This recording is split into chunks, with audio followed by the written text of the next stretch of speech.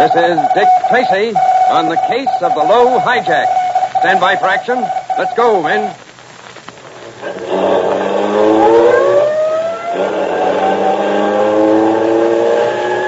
Yes, it's Dick Tracy, protector of law and order.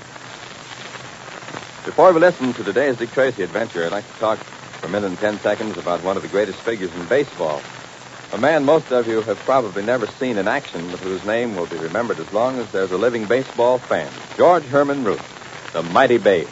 A sample of his greatness is the huge Yankee Stadium, which is known as the house that Ruth built. And a proof of the fact that he's known all over the world as an American idol was the Japs' battle cry as they made their suicide charges during the war. Remember it? It was down with Ruth. Of course, the Babe's famous for his unequaled record of 60 home runs in a single season. His remarkable homer hitting record includes 714 round trippers hit in his major league career, not counting 15 smashed in World Series games. Well, in 1919, Ruth hit the longest home run on record, 518 feet. Did you know that before Babe became a terrific slugger, he was a pitching ace? That's right. Well, right now, Babe is recovering from an extended illness. He's working at a job that combines two of his chief interests, his love for youngsters and for baseball. Working to make it possible for all boys to play America's favorite game under the best conditions. And now, Dick Tracy. Yesterday, Tracy, in analyzing the hijacking case, came upon an important conclusion. He decided that the hijackers were operating through agents placed in the firms whose trucks were being robbed. In following out this line of thought, he went to interview Maury Bund, one of whose trucks had been involved in the previous night's raid. What Tracy didn't know was that the eccentric Maury Bund was the head of the hijacking gang. However, he and Pat got such an unpleasant reception at Maury Bund's that Tracy decided not to tell what he suspected about an undercover agent. Right now, Tracy and Patton are back at headquarters. Well, Pat, what did you think of our most recent acquaintance? If you mean Maury Bund, I think he's a Lulu. Well, at least he has an interesting approach to life. He certainly has. What about that washing routine he put us through? Well, I'll say this for it. It's certainly a novel way to entertain visitors. I'll never forget that introduction as long as I live. Have you washed your face and hands, Patton? What am I, a baboon? We'll gloss over your last remark as a rhetorical question to which we both know the answer. Oh, go wash your neck. In a minute, Patrick. What, are you taking a constitutional? No, I'm thinking. Sometimes moving my feet helps. Let's go back to the guy who's scared of germs. Mm-hmm. Why didn't you want me to tell Maury Bund that we suspect his hijacking gang has an undercover man planted in his store and in the Stanton Importing Company? I told you. All of a sudden, I decided not to trust him. Is that a good enough reason? Well, under certain circumstances, yes. Have you got something concrete to go on? Something besides just a hunch? No, I haven't. Well, what's this feller's background? Oh, he's a snob of the first water. Yeah, but he's the head of a store. I thought snobs didn't soil their hands with anything as sordid as trade. Even snobs like to eat. I'll bet that's something in his house. All right, so he runs his store because he needs money. How's the condition of his business? Is he making the kind of dough to support all those complexes of his? Well, Pat, I'll look into his business, but I don't think we'll find much. As far as I know, he's well in the black. Okay. So what are we going to do? Play games here in the office or get out and ask questions? Well, we're off on a question kick in a few moments. I want to talk to Stanton. Maybe he can tell us why it's always his trucks that get hijacked. I'll tell you why. He carries the most expensive shipments. And his shipments can be resold without being recognized. Let's give it a Stanton. Hey, you don't suppose that he could be hijacking his own trucks, do you? What do you mean? Well, supposing he's losing money. Then he could heist his own shipments and get the insurance companies to pay off. Yeah, it's a theory. But at the moment, there's no sale as far as I'm concerned. Why, do you have a hunch about Stanton, too? Look, if you keep on with your premonitions, there won't be any point at all to scientific crime detection. All we'll do is play your hunches and arrest people accordingly. It's not as bad as all that, is it, Pat? Well, I guess not. Just remember that I said I don't trust Maury Bund. Then we can drop the whole subject of hunches. Why not? Let's get to Stanton. We're on our way. Tracy's hunch about Maury Bund is dead right. And the less that Maury Bund, head of the hijacking racket, knows about the plans and suspicions that Dick and Pat have, the safer our two friends will be. And now, Maury Bund is at his apartment, greatly concerned over the surprise visit he received from Tracy and Patton. What do you mean, Maury Bund, about throwing me and Si heavy to the wolves? I meant it in a figurative sense. In the old days, it used to be a popular ruse when being chased by wolves to toss out one of the party to distract the animals while the others got away. Yeah, I heard of that. Tough on the guys that get tossed. Inevitably. So you mean you're thinking of tossing me to some wolves, like maybe the cops, huh? That depends. You don't want to get rid of me. I'm too important in the hijacking setup. Along with your other faults, I now see that you're developing delusions of grandeur. Wash your hands and face. Ah, wash your... Look, Maury Bund, I just washed them. But since then, you've been outside the room. Wash. Maybe I'd be better off with the wolves. Wash your hands and face. Wash your hands and face. Why don't you worry less about the germs and more about Dick Tracy? My mind is sufficiently flexible so that I can worry about several things at the same time. Tracy has a featured place in my ratiocinations. That sounds like a barbecue sauce. It means reasoning, you troglodyte. I know what troglodyte means. You're calling me like a caveman, or maybe even an ape. Well, all I can say is I'm the only ape around to which it is being paid $500 a week. Sometimes you amaze me, Deadpan. I'm going to miss you. Which brings us to a subject that I got all kinds of interest in. To wit, the wolves. Maybe we can avoid losing you. Along those lines, I will work very hard. Tracy knows something. He wouldn't tell me what. He don't suspect you of nothing, Maury Bund. How could he? You're a big store owner. He ain't going to think you're in the hijacking racket. I know that. I might also point out that I have not been known to leave my apartment for years. Sure, that's right. So why are you getting so excited if Dick Tracy won't tell you what he knows? Because I do not intend to give up a very lucrative activity just because the police seem to have scruples about hijacking. Yeah. You say it so good, Maury. Therefore, we have to steer the police away from us. And for that reason, I want what you would undoubtedly call a fall guy. Back to the wolves again, eh? In a manner of speaking. Well, now, look. My hands and face are nice and clean, and if you stop to think for a moment, you'll know that you'd be up a tree without me, so... So why don't you give Cy Heavy the dubious distinction, if you'll forgive the expression, of keeping Tracy happy and the cops away from my work. And also, he don't know what troglodyte means. This is not the first time you've generously offered Cy Heavy for the sacrifice. Yeah, I know. But I don't want you to think in terms of me instead of him. You are beginning to persuade me. Guess that means you're going to do it, huh? Yes, I think so. We'll toss out Cy Heavy and see what kind of bait he makes. Now you're talking sense, boss. Tracy and that lug Patton will be very happy with him. But not for long, I trust. What do you mean? It is my intention that Cy Heavy and Tracy and Patton kill each other in a gunfight. Why just frame one person? Let's frame them all. Yeah, I see what you mean, Maury Bund. And Cy Heavy's a good boy with a gun. Yeah. Should make an interesting little get-together. Your stamp of approval, of course, is all I need. How you fixing to do it? I heard from Billy Tell a short while ago. Huh? He's still working for the Stanton Company, ain't he? And very ably. Billy Tell said there's a fairly good shipment leaving their warehouse tonight. And it's going straight out, no stops at the garage. So we're going to heist it. But what about Cy Heavy? That's just it, you fool. We're going to put Cy on that truck in such a way that Tracy will be sure to hear about it. Then we'll wait for results. Yeah. But how are you going to get Tracy there? By using an ancient and dishonorable device, an anonymous call. Oh, yeah, I think I see. You tell Tracy what's coming off, but Cy Heavy don't know nothing about it. Then they all meet up on the road, and it makes like the 4th of July, eh? That's the general idea. Yeah, but supposing that Tracy smells a rat. After all, he must have heard of anomalous phone calls before. I will disregard your solecism and try to point out to you why this plan is sure to work. I'm waiting. Tracy will, of course, suspect that he's walking into a trap when he gets the phone call. But he can't be sure. He can't afford to ignore any tip. So he brings along 1,000,000 cops, and Cy Heavy don't do nothing but get himself killed. No, Tracy won't know exactly where the truck will be. And he won't risk other patrolmen if he thinks they might be killed. You see, Tracy has the misfortune of being an honorable man. Maury Bund, I salute you. You're a smart operator. Please, at all times, remember that. Oh, don't worry. I wouldn't cross you. I'm a smart man, too, in my quiet way. Very well, then, listen. This is how you'll work it tonight with Cy Heavy and Tracy. You will proceed...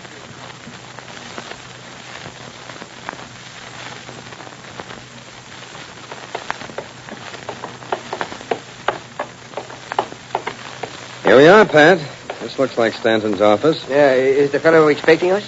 Yes, I phoned ahead, and he's anxious to see us. He said to walk right in. His secretary's off for the day.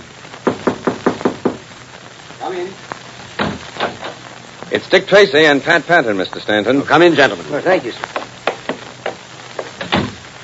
I believe you know what I wanted to discuss with you. If it's what you told me over the phone, yes.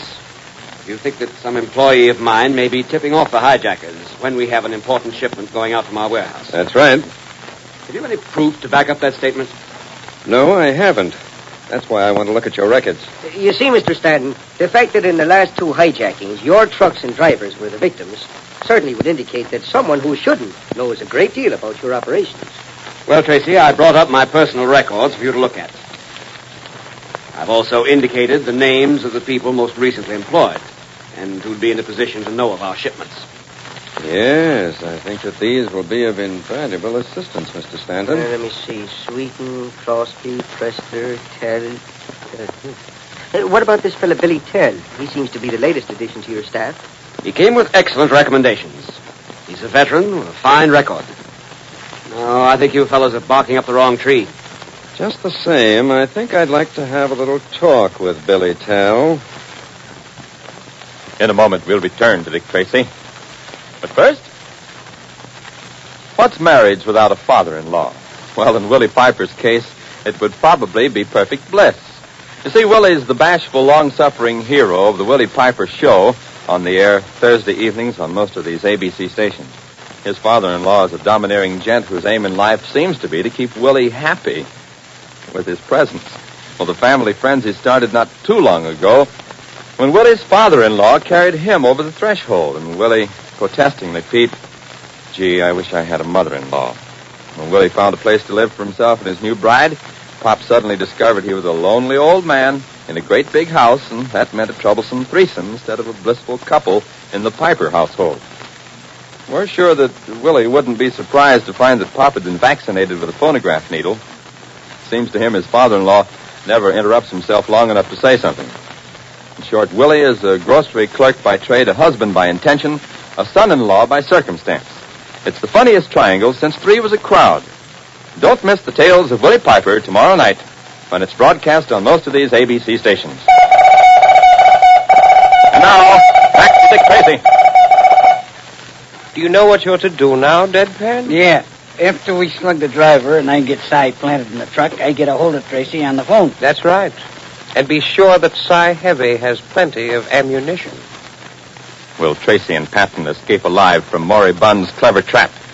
Better tune in tomorrow for the adventures of Dick Tracy, heard overseas through the Armed Forces Radio Service. Dick Tracy is written for radio by John Ray and Everett S. Crosby, and this is George Gunn speaking. The Northwest Mounted Police. Just 4 words, but words that immediately bring to mind wonderful sagas of adventure. And it's with Sergeant Preston of the Mounties that Challenge of the Yukon is concerned. Challenge of the Yukon is an exciting program heard on ABC Thursday nights against a background of the vast Alaskan wilderness in which the Klondike gold rush of the 90s took place, and assisted by King, his big Eskimo lead dog, Sergeant Preston tracks down criminals and follows the mysteries of disappearing travelers. For a complete half-hour adventure story you're sure to enjoy, listen to Challenge of the Yukon tomorrow night on most of these ABC stations. This is ABC, the American Broadcasting Company. And now, Dick Tracy.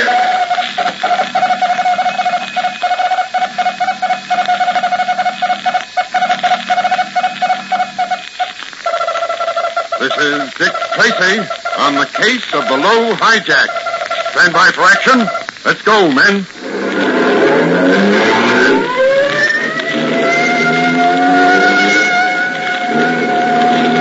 Yes, it's Dick Tracy, protector of law and order. Before we listen to today's Dick Tracy adventure, I'd like to tell you about a great man in American history who was born exactly 190 years ago tomorrow. Marie Jean-Paul Rose Gilbert de Motier, Marquis de Lafayette. That sound familiar to my rugged French? Well, actually, that was the full name of the Revolutionary War hero we all know as Lafayette. But did you know how old Lafayette was when he came to help the American cause? Well, he married at the age of 17, entered the French army. When he heard of the revolt of the American colonies, he decided to help, and at his own expense, he fitted out a ship and sailed for this country. he arrived in the year 1777 when he was only 19 years old. After he'd been here about 3 months, Congress made him a major general. He had an outstanding war record, serving both as a member of General George Washington's staff and as a leader in his own right. After the British surrendered at Yorktown, he was publicly thanked by Washington, and since that time, his name has been greatly honored by Americans. That was Lafayette, a Frenchman who believed in liberty sincerely enough to fight for it, even if it was in a foreign land. And now, Dick Tracy. Yesterday, Deadpan and Cy Heavy hijacked another truck. But this truck was intended to take Cy Heavy to his death. In accordance with Maury Bunn's plan to sacrifice Cy, Deadpan anonymously phoned Tracy at headquarters and told him where he could find the stolen truck and its hijacker. Although both Dick and Pat realized that it was a trap, they had no alternative but to go. Far out on the lonely moonrise highway, they caught up with the truck. And after an exchange of shots with the desperate driver, Tracy, as a last resort, crashed into the speeding truck. But such things are hard to control, and Patton and Tracy, his foot caught beneath the twisted steering wheel, are now pinned behind their wrecked car by Cy Heavy's barrage of bullets.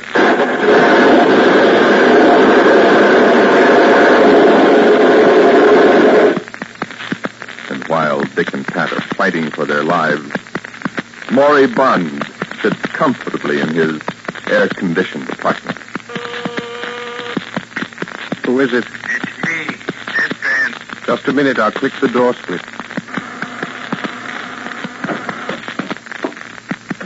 I want a complete report. I'll be enough. That's why I come here. Should I give it even in the beginning? For heaven's sake, tell me any way your illiterate brain can. Did you get Cy on the truck all right? Yeah, worked like a charm. We slugged the driver and got the truck easy. Very good, very good. Continue. Well, I put Cy in the truck and sent him off. Yeah, I told him not to stop for anybody, and if he runs into cops, he's to kill him. Then I assume you told Tracy the route the truck was taking. Yeah, I phoned him right away and told him the truck had been hijacked. For a change, things are working out right. Unless I miss my guess, Tracy and Patton should be dead as mackerels right now. Yeah, depressing, ain't it? Hardly. With Cy Heavy and Tracy dead, there's nothing to interfere with my future operations. I feel like a celebration. Go wash your hands and face. Oh, gee, Maury Bunn, won't you let me alone? Getting so clean, the fellas down the pool hall won't talk to me. I have absolutely no interest in discussing the matter further. You heard me. Go wash. I thought that maybe since they carried out everything so good, you might let me off. I'm in a pleasant mood. Do not attempt to aggravate me.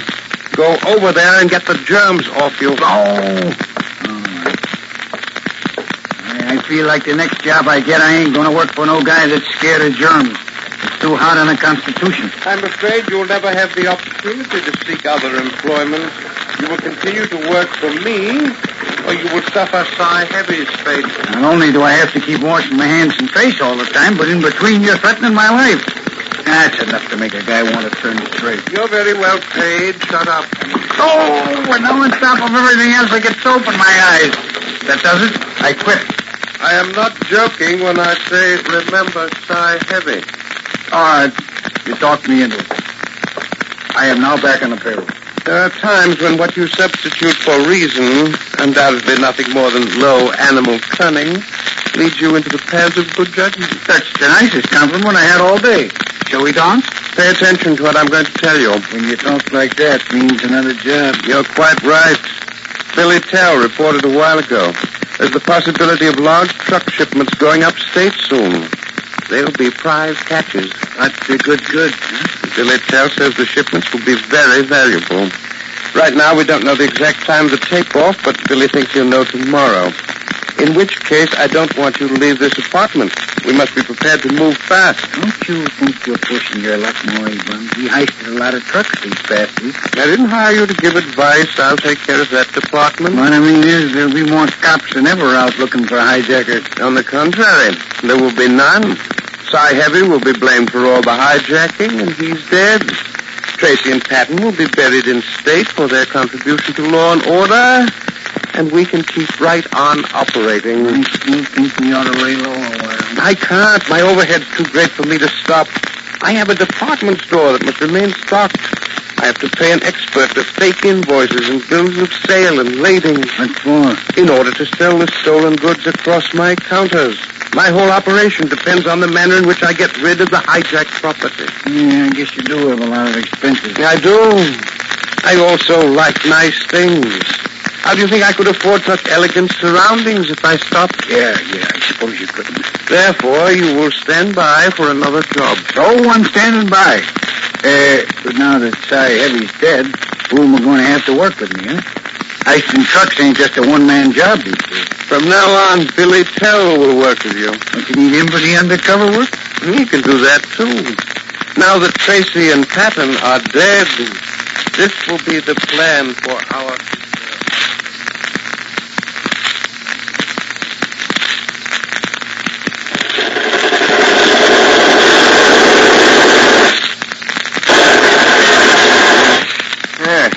Slightly eager to kill us. I'm not in favor of it. Can you get your foot out of there, Dick? No, can't move it at all. Yeah, you almost got him that time. At least I made him take cover. Good. It won't be good for long. He's got a Tommy gun and he can make a lot of trouble. Hey, it's lucky the car rolled this way. At least it gives us protection. Now that you brought up the subject, yes. Can you see the truck? Yeah, it's off the road, but it looks in good working order. That's not too good. Yeah, I know. If he gets to the truck, he can get away from here easily. That is, unless I get a lucky shot at him. Yeah, there's another thing he might do. Yeah, what's that? If he gets the truck started, he could crash into this wrecked car of ours. That's a happy thought. Look, can't you get your foot out of there somehow, Dick? Not without cutting it off. The steering wheel shaft collapsed when we hit the truck. My legs caught underneath it as if it were in a vice. Oh, that's just dandy. Anything broken? No, nothing but my heart, Patrick.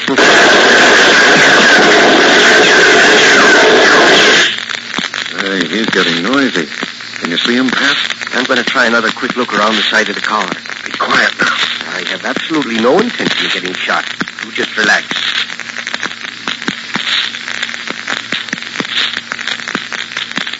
We're a little darker.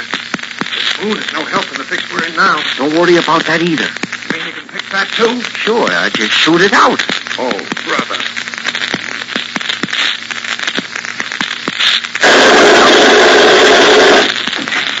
I take it you saw him. Yeah, that I did. It's also my unpleasant duty to report that his aim is getting better. He came close? Well, let's put it this way. A quarter of an inch to the right, and I'd have gone home in a wheelbarrow. Well, we're in a spot all right, Pat. Yeah, I know. As long as that madman can keep us pinned down behind the car here, we're in very bad shape. I could only get my foot out. Yeah, then we could each take a side, sort of a divide and conquer routine. Yeah. Where is he now? Behind the truck. Look, I'm going out and take a couple of shots at him. I don't think you should, Pat. In this moonlight, you're a sitting duck. Yeah, possibly, but even ducks get bored. You know we can't spend the rest of our lives here. That's just what we will do if you're not careful. And I might add that our lives don't look very long from where I'm sitting. If you're going to be gloomy, I'm going home.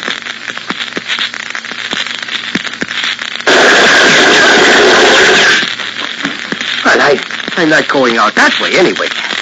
I'll try it around this side. I might get a break and wing him. If you can just keep him behind the truck, it'll be a step in the right direction. I'll tell him when I see him.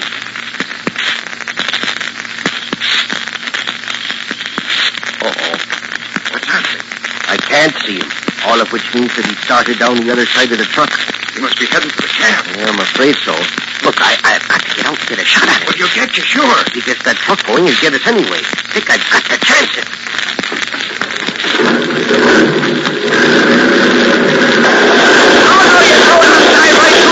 Window after you.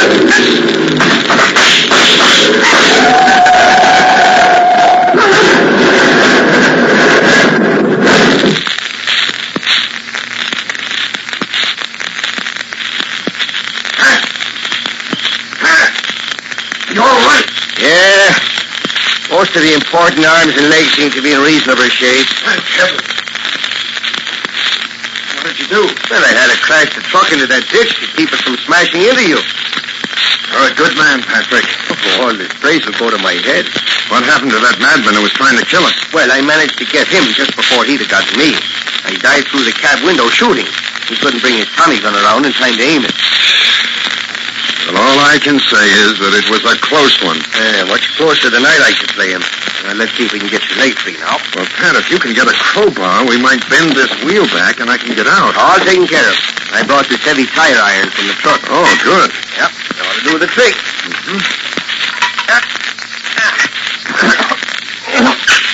That's tough, you know. Easy does it, Pat. Let's not break my leg. Look, Richard, if you're going to be particular about a little thing like that, I'm going. Now, wait a minute. Just a little more. This is doing it. Oh. Good boy. Got it out. Well, tell me, how's the leg? Can you walk on it? Yeah, in a manner of speaking, yes. Come on, Pat. I want to look at that truck driver. Right. Uh-oh. Oh, you ought to let me steady my hand on your shoulder, Pat. Right, there you are. Does it? There he is, Dick. By Jove, Pat. I've seen him before. Where? Hanging around Maury Bunn's apartment. In a moment, we'll return to Dick Tracy. But first, let's talk about Lassie. Lassie, a radio star. Yes, the canine wonder of the movies has come into her own as far as radio is concerned. Because now Lassie stars in a series of stories built around her. Of course, no one expects Lassie to talk on the program. Of course, she'll give her famous bark from time to time. Incidentally, Lassie wasn't always a celebrated standout among the canine kind. She was just an ornery pooch with the name of Pal. Her trainer taught her to sit and lie down, to speak only when spoken to, and above all, to be obedient. But there was nothing about Pal that seemed outstanding. Well, when the search for the movie Lassie began, Pal's appearance to the studio representative was so unimpressive that she was rejected without even a chance to perform. Then Pal's trainer got to work. He taught the dog to crawl, to attack, to open doors, and even to yawn. He brushed and combed her several times daily. When he took Pal back to the studios for a second trial, Pal, or Lassie, was hired immediately. You'll want to hear Lassie every Sunday in a 15-minute drama written especially for her. Lassie is heard on most of these same ABC stations. And now, back to Dick Tracy. But, Dick, that's impossible. Maury Bunn's a respected citizen. I know, Pat. And I also know that I have no direct evidence to go on. But I think I'll have another chat with Maury Bunn. And I have a plan that may scare these boys out into the open. Tracy had better have a pretty good plan because Maury Bunn does not scare easily. Better tune in Monday for the adventures of Dick Tracy, heard overseas through the Armed Forces Radio Service. This is George Gunn speaking. For the third consecutive season, the curtain goes up on that outstanding dramatic series, Theater Guild on the Air, this Sunday night. Theater Guild has set a high standard for entertainment since its initial broadcast. As a matter of fact, such was the excellence of Theater Guild's presentations that the program won a plaque when it had been on the air only 14 weeks. From then on, Theater Guild on the Air received many awards. Magazines saluted it as one of the top dramatic shows on the air. Last year, it was awarded honors in a nationwide poll of radio editors. Don't miss this Sunday night's premiere performance for the 1948 season on Theater Guild on the Air, broadcast over most of these same ABC stations. This is ABC, the American Broadcasting Company. And now, Dick Tracy.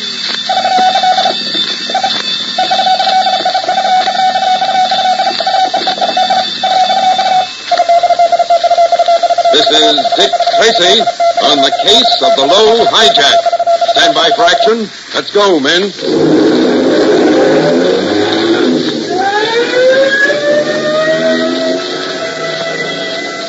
Yes, it's Dick Tracy, protector of law and order.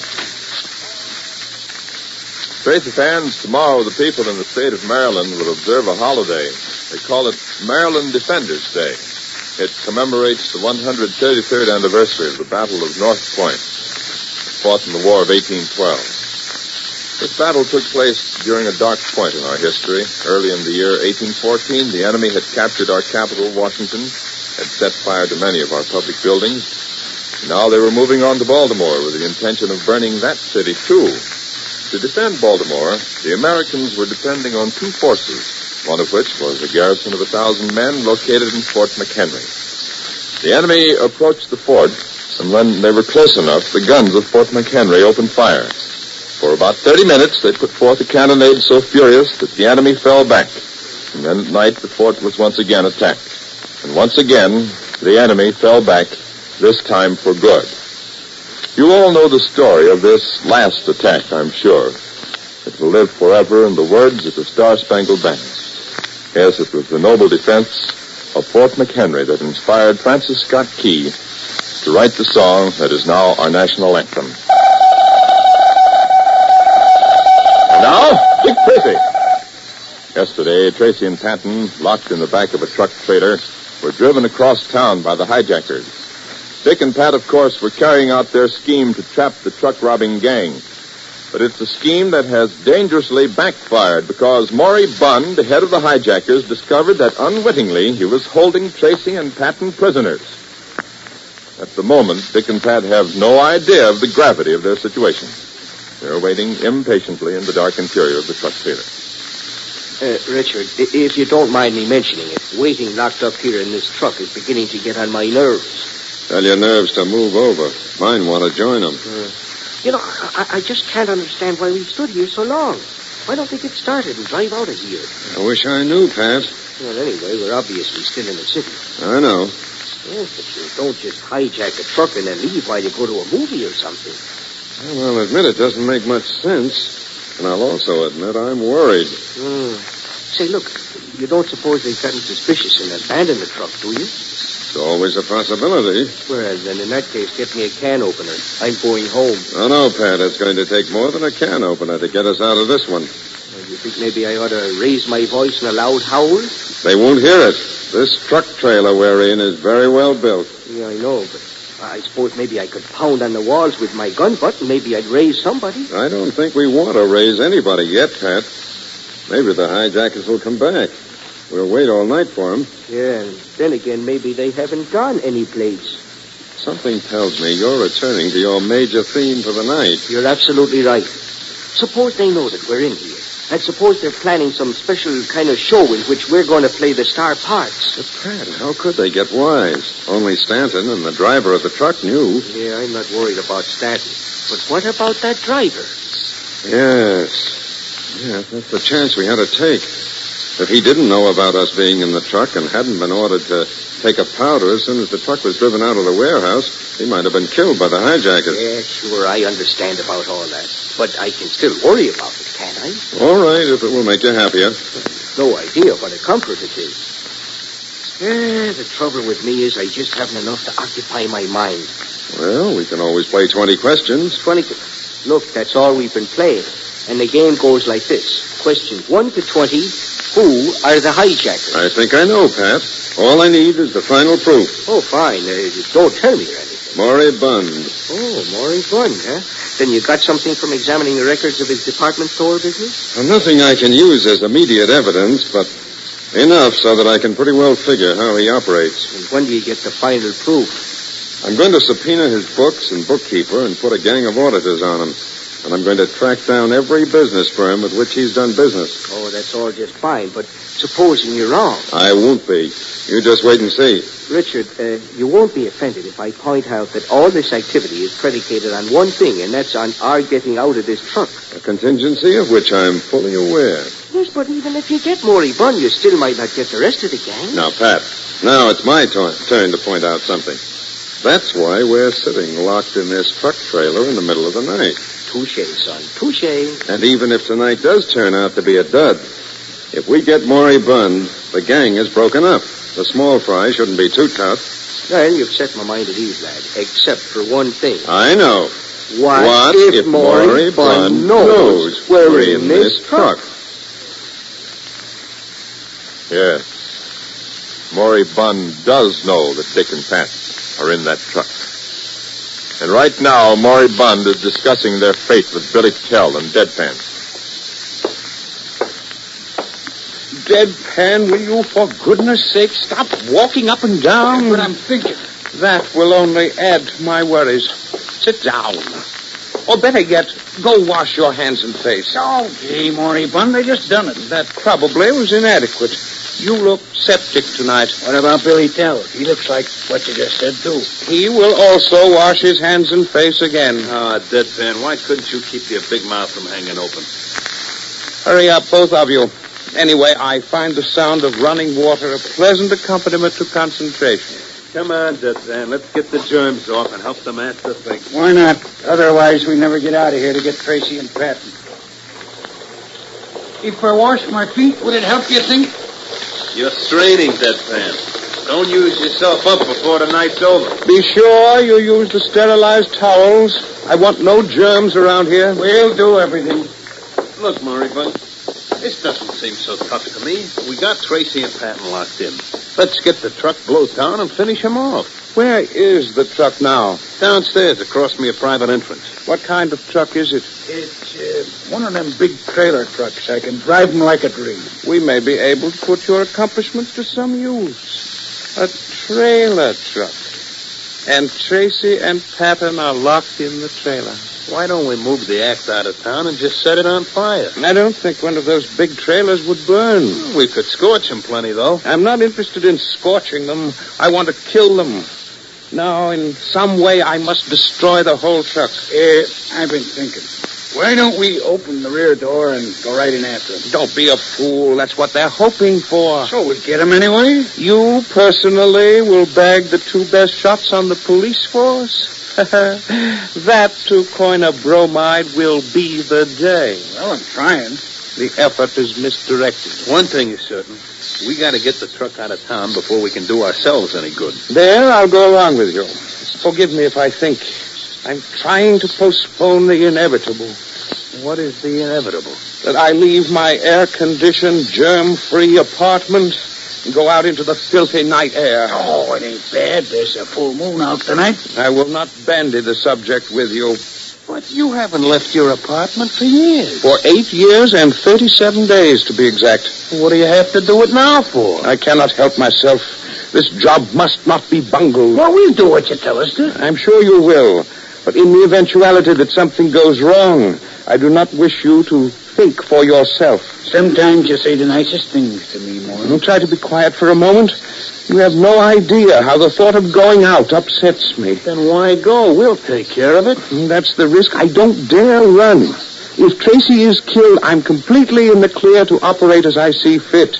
This murder must be done right. Well, I'm for that, but we'll do it for you. No, I'll go. I'll expose myself to millions and millions of germs and run the risk of serious infection. People have been doing that for years, Moribund, and they still seem to make it home for dinner, all right? If I only had a face mask and some rubber gloves. What do you want to do, scare Tracy to death? Will you stop bothering me, Deadpan? Now, Billy. Yes, sir? I want you to bring my 2-way amplifying microphones. What do you want that set up for? I'm going to clamp one of them on the side of the trailer. I want to be able to talk to Tracy. Oh, you're going to give him a little needle, huh? You don't think I'm going to pass up an opportunity for a little gloating, do you? Actually, it wouldn't seem much like you. Are you men armed? I left my Tommy gun in the truck cab. I have an automatic. Good. I shall also arm myself. Now, let me see. I have something here. Yes. Here it is. Don't forget my microphones, Billy. I won't. Are we all going to ride in the cab of the truck? No. Deadpan will drive the truck, and I'll ride with him. Well, what do I do? Get him back with the Dicks? You will take my car. Here. Here are the keys. Okay. You will follow the truck. Fine. Now, what's going to happen to the truck? I'm not completely decided. But at the moment, I think that I will arrange to roll it into a river. Come on, let's go.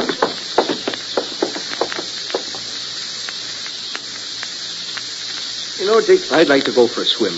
I'm hot. I just like the feeling of water all around me. You're just a disappointed seal, Patrick. What do you mean disappointed? You ought to see me balance things on my nose. Oh, it's a little dark in here for you to do a performance right now. Oh, you have a flashlight. Shall I turn it on? No. I think we'd better save the batteries. We're going to need some bright lights to shoot by. You bring up an interesting point there. I shall take it under advisement. I'd appreciate it deeply. What was that? Well, it could be anything, including a hand grenade. Don't cheer me up or anything. Well, at least, Patrick, we're off again. Well, I'm not sure whether I like it or not. who's got the old truck now, the other hijackers or a whole new bunch? I wish you'd stop asking me questions I can't answer. After all, Pat, I'm sitting here in the same black box you are. Well, no, Richard, but I meant it as a compliment. I just sort of assumed that you know all the answers. I wish you were right. What in heaven's name is that? There you go again with those questions, Pat. Well. So you're in there, are you, Tracy? Well, bless my great big beautiful Irish eyes if it isn't the microbe hazer. I thought you might like to know where I am, Tracy, so I rigged up this little amplifying device. Can you hear me all right? Entirely too well. What are you doing out of your boudoir, Moribund? I thought you were the stay-at-home type. You two gentlemen should be extremely flattered. This is the first time I've left my apartment in over 8 years. Well, now, don't get carried away. People do all kinds of things for us. Do they kill you, too? Look, we probably have a long ride ahead. Don't you think it would be more pleasant for all of us if we keep this conversation on a high intellectual plane? You think you're capable of such a discussion? Now, come, Moribund. Let's not be rude. You wouldn't want Pat and me to get severe with you. Allow me to suggest, Mr. Tracy, that you're hardly in a position to do anything to anybody. And I'd also like to add that your condition is sheer heaven compared to what it's going to be. And I hope you get my meaning.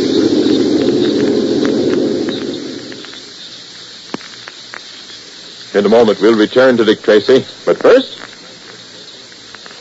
it's open house at the Paul Whiteman Club weekday afternoon. That means a solid hour of recorded hit tunes with Paul himself spinning the platters and making with the chatter. The Paul Whiteman Club is a cool spot these hot summer days. So come in, relax, and hear the records that Paul's picked out, plus a little inside information on the recording artist. Paul has worked with or known most of your musical favorites. He's seen them start and climb their way up that steep ladder of success. And naturally, he has plenty of human interest stories about them. Stories that'll make you realize that a star is just a person like you and me with the same number of hopes and worries. You know, Paul Whiteman has been called the Dean of modern American music for good reason. He's been around and he's been responsible for a large portion of its growth. He was waving his baton when Auntie wore pleated skirts, danced the Charleston, and called everything jazzy. And he's right in there now, seeing the new faces swing to a new kind of tempo. Paul handles the Paul Whiteman Club with the same amount of showmanship and capability that's kept him on top. So here's an invitation to listen to the Paul Whiteman Club tomorrow when it's heard on most of these very same ABC stations. And now, back to Dick Tracy. There, I turned it off. I'm tired of talking to them. What are you going to do, Moribund? Still roll the truck in a river? I'm not sure yet. This situation is such a pleasant one that I may just savor it for a while. Drive towards my warehouse. If Tracy and Pat had a deck of cards, they might amuse themselves. But it would appear to be the last entertainment they'll get. Better tune in tomorrow for the adventures of Dick Tracy. This is George Gunn speaking. Say, boys and girls, to be well informed, you've got to keep up with the times. And there's a new time for the program that keeps you up with modern trends and challenging topics. Of course, it's America's Town Meeting of the Air, which is now heard every Tuesday night on most of these same ABC stations. When you hear America's Town Meeting, you hear vivid discussions of the vital problems of the world, discussed by noted experts from various professions. So Tuesday night, make it a point to be on hand for America's Town Meeting, heard over most of these same ABC stations. Make a note, Tuesday night for America's Town Meeting. This is ABC, the American Broadcasting Company.